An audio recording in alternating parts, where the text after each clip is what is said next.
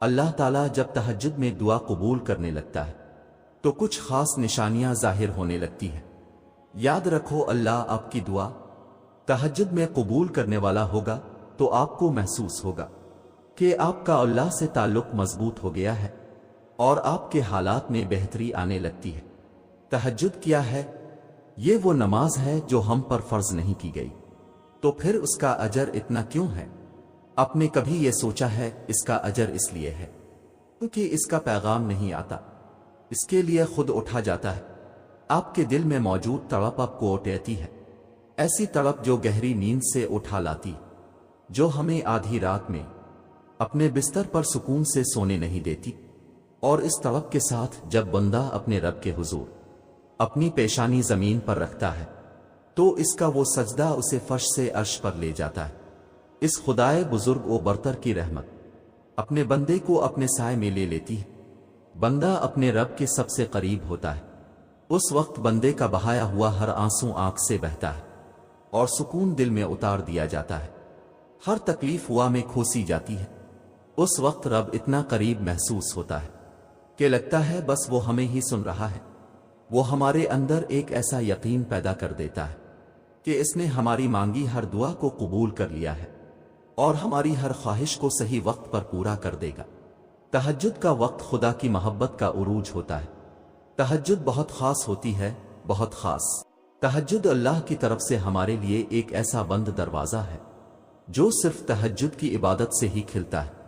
یہ دروازہ صرف ان لوگوں کے نصیب میں ہوتا ہے جو واقعی اللہ کے قریب ہوتے ہیں، اور سب سے بڑھ کر اللہ خود انہیں تہجد کی طرف لاتا ہے۔ رہتا تو وہ خدا ہر طرف ہے، پر تہجد میں خاص سیاہ کالی چادر کے پیچھے رات کی اندھیری میں صرف وہی لوگ اللہ کو دیکھ پاتے ہیں جس نے اللہ سے بے پناہ محبت کی ہو۔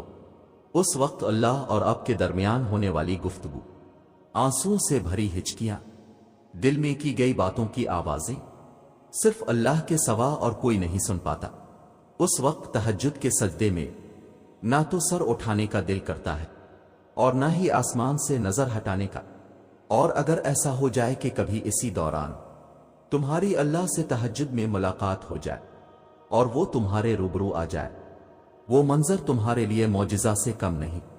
تہجد پڑھنے والوں کے لیے معجزے غیب سے اتارے جاتے ہیں۔ رات کی تاریکیوں میں جب کوئی شدت سے اللہ کو پکارتا ہے تو سارے عرش والے اس کی جانب متوجہ ہو جاتے ہیں۔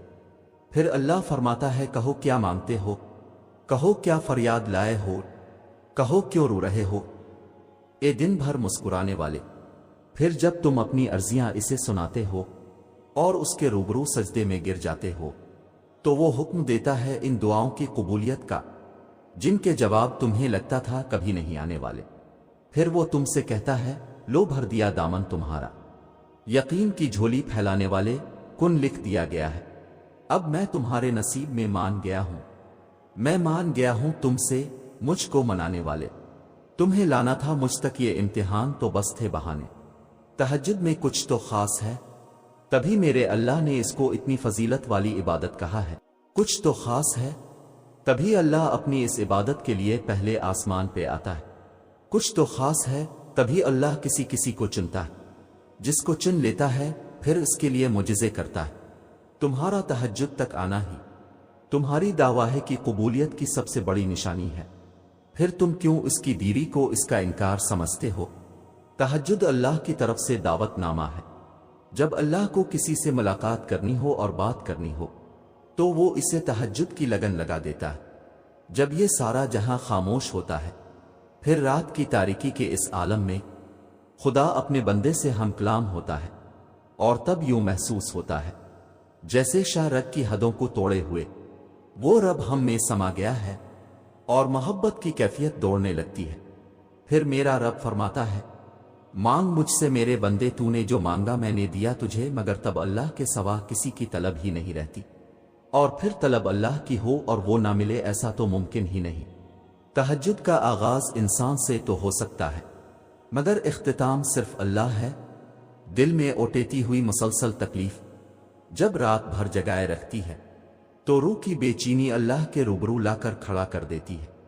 پھر کچھ درد سنایا جاتا ہے اور دعا کے لیے بے جان ہاتھوں کو اٹھایا جاتا ہے۔ جب سارا غبار باہر نکل آتا ہے تو سکون کی عجیب سی کیفیت طاری ہو جاتی ہے، جیسے سارے داکے کسی نے اپنے اندر جذب کر کے روح کو آزاد کر دیا ہو۔ اللہ سے کی گئی وہ ایک ملاقات، وہ ایک گفتگو ساری الجھنیں سلجھا دیتی ہے۔